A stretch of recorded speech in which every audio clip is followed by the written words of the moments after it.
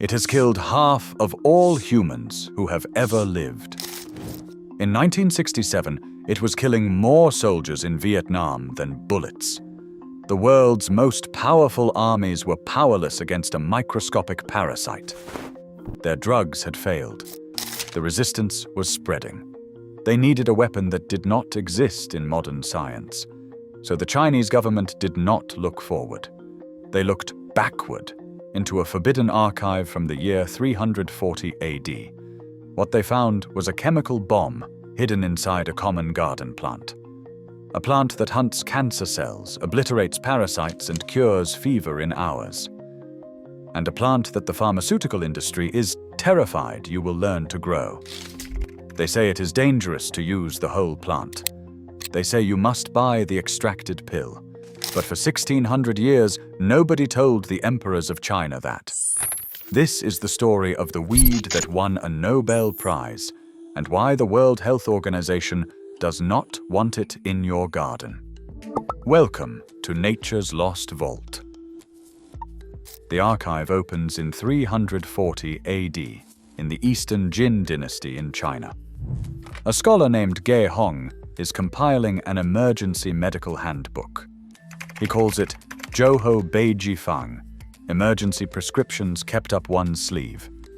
Inside he documents hundreds of remedies, but one stands out. For intermittent fevers, what we now call malaria, he prescribes a specific plant. His instructions are oddly precise. Take a handful of King Hao, soak it in about half a gallon of water, wring out the juice, and drink it all. But here is what makes the prescription remarkable. He never says to boil it. For 16 centuries, that detail seemed insignificant. Then in 1971, it saved the world. By 1596, Li Shizhen, the most celebrated physician of the Ming dynasty, includes Qing Hao in his compendium of Materia Medica. He recommends tea made from it specifically for malaria. The plant becomes foundational in traditional Chinese medicine, used not just for fever, but for expelling intestinal parasites. They call it wormwood. The name tells you what it does. Fast forward to 1967. The Vietnam War is destroying armies on both sides, not just with combat, but with disease. Malaria is killing thousands. In China alone, 30 million cases every year and 300,000 deaths. The standard drugs are failing. Chloroquine fails. Quinine fails. The parasites have learned to resist. On May 23, 1967, the Chinese government holds an emergency meeting in Beijing. They launch a secret military operation called Project 523, named for that date. Their mission is to find a cure before malaria decimates the military. They screen over 240,000 compounds. Nothing works. In January 1969, they bring in Youyou. She is a pharmaceutical chemist at the China Academy of Traditional Chinese Medicine. Her assignment is nearly impossible. She must review ancient medical texts and find something modern science missed. She and her team screen over 2,000 traditional recipes. They test 380 herbal extracts from about 200 different plants. Most fail. One plant keeps appearing in the old texts. Artemisia annua, sweet wormwood. Initial experiments are frustrating. They boil the wormwood according to conventional scientific methods. The results are inconsistent. It works one day, fails the next. Tu is perplexed. The ancient texts clearly say this plant works. What are they missing? Then she remembers Ge Hong's instructions from 340 AD. He never mentioned heat. She realizes that boiling water might be destroying the active compound. October 4, 1971.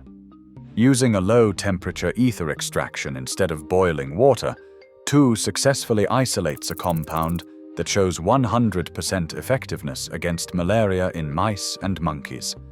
But nobody knows if it is safe for humans. In an act of remarkable courage, two colleagues volunteer to be the first test subjects. She later said that as head of this research group, she had the responsibility. They survived. Clinical trials followed.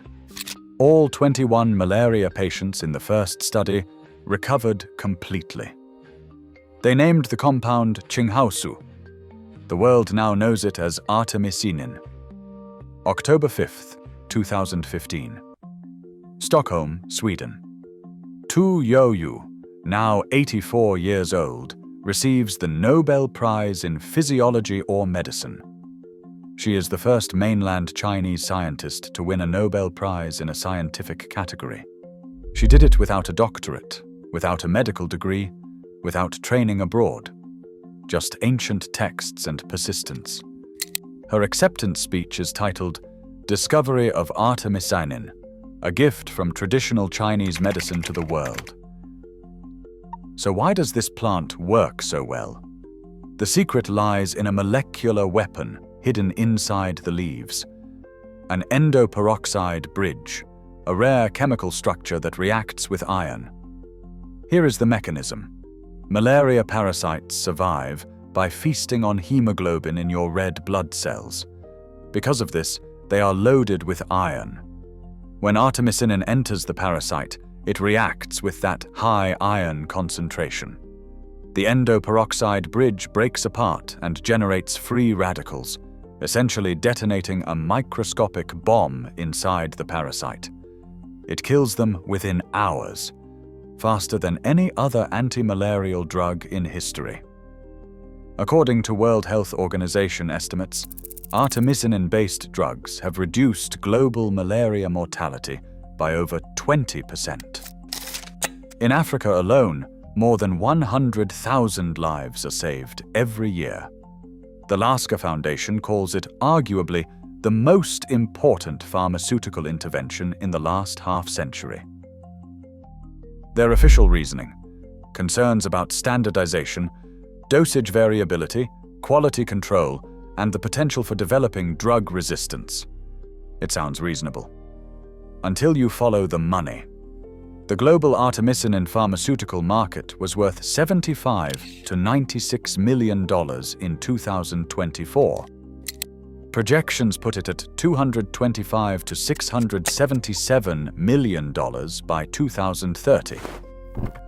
The artemisinin-based combination therapy market is even larger, $362 million in 2024, projected to reach $529 million by 2030. Major pharmaceutical giants like Sanofi have invested heavily in producing semi-synthetic artemisinin using genetically engineered yeast. This centralizes production. It eliminates the small pharma. It ensures artemisinin remains under corporate control. Compare that to the alternative. A packet of Artemisia annua seeds costs about $5 online. The plant thrives in poor soil. It requires minimal water. It produces multiple harvests per year. One backyard garden could supply anti-malarial tea for months.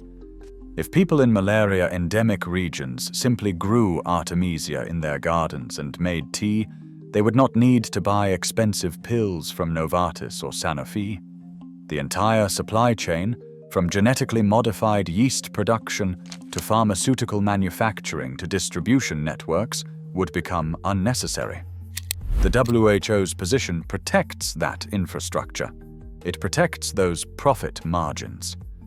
But malaria is just the beginning of wormwood's story. And this is where the suppression becomes even more obvious. Since the early 1990s, researchers have discovered that the same mechanism that kills malaria parasites also targets cancer cells. Remember the iron? Malaria parasites hoard iron, but cancer cells are even worse. Cancer cells are metabolic hogs. They require 5 to 15 times more iron than normal cells to sustain their rapid growth and division. They are essentially primed to explode. Studies confirm that Artemisia absinthium and Artemisia annua both possess potent anthelmintic properties. Bitter wormwood, Artemisia absinthium, and Artemisia annua kill tapeworms, roundworms, and pinworms. A 2017 study found Artemisia absinthium extract caused paralysis, death, and ultrastructural damage to Hymenelepis nana, a common human tapeworm. Research on livestock showed that dietary wormwood supplementation reduced parasitic worm burdens in sheep. Infected with blood-sucking stomach worms, the active compounds include thujone in bitter wormwood and various sesquiterpene lactones in both species. These compounds interfere with the parasite's nervous systems, causing paralysis and eventual expulsion from the host body. In developing countries where anti-parasitic drugs like albendazole are expensive or unavailable, wormwood represents an accessible alternative.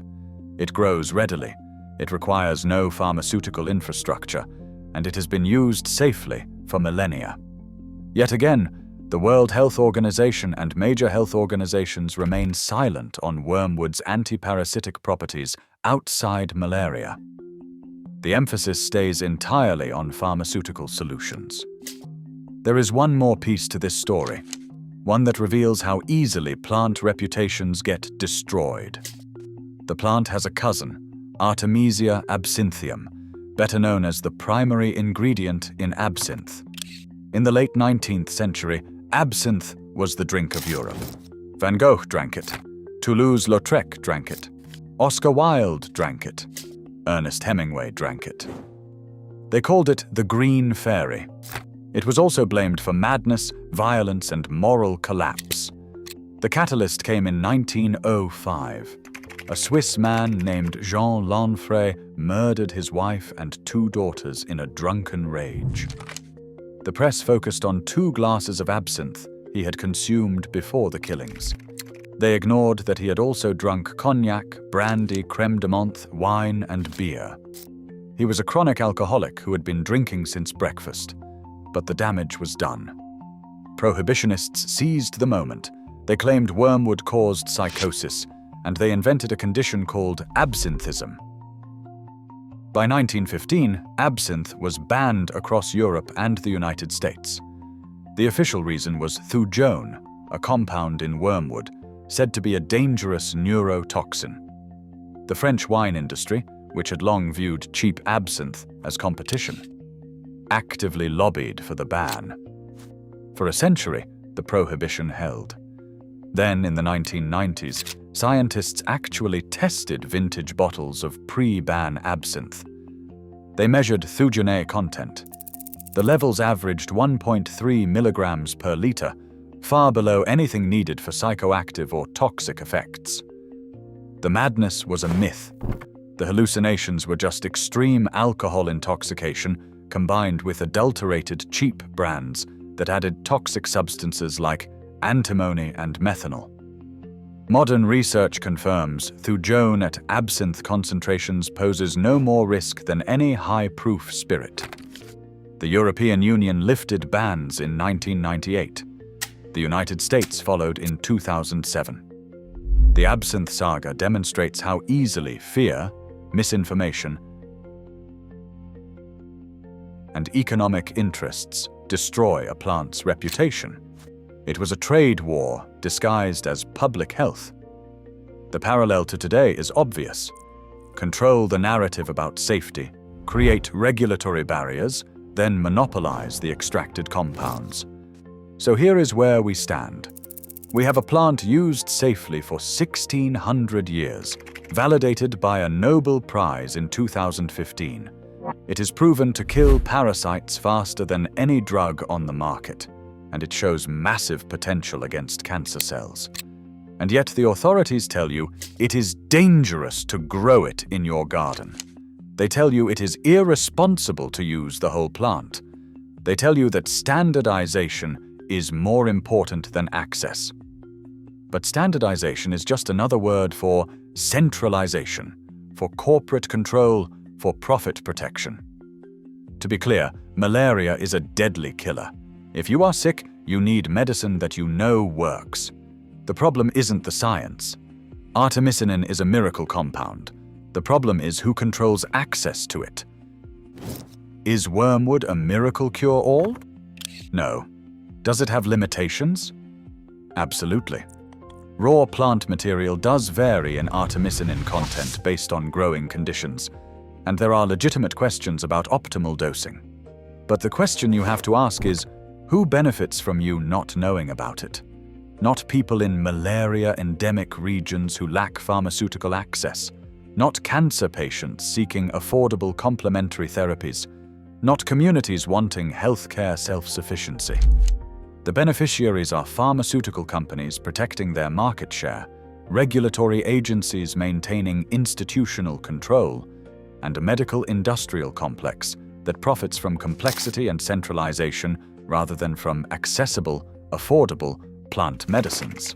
Organizations like Doctors Without Borders have successfully implemented Artemisia-based treatment programs in sub-Saharan Africa, training local farmers to grow and process the plant according to standardized protocols. These initiatives demonstrate that quality control and efficacy can be achieved without pharmaceutical industry involvement. The difference? When communities grow their own medicine, they are no longer customers. They are self-sufficient, and that threatens the entire profit model. One packet of seeds costs $5. One pharmaceutical prescription costs hundreds of dollars. One log of growing data, one generation of knowledge passed down, versus a lifetime of dependence on pills you cannot afford.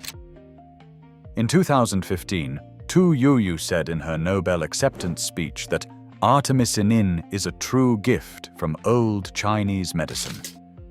But this is not the only instance in which the wisdom of Chinese medicine has borne fruit. She was acknowledging something modern medicine consistently downplays. Ancient plant wisdom, tested across millennia of human use, often contains profound therapeutic value. They can ban a bottle, they can discourage a tea, but they cannot patent a weed. Subscribe to Nature's Lost Vault.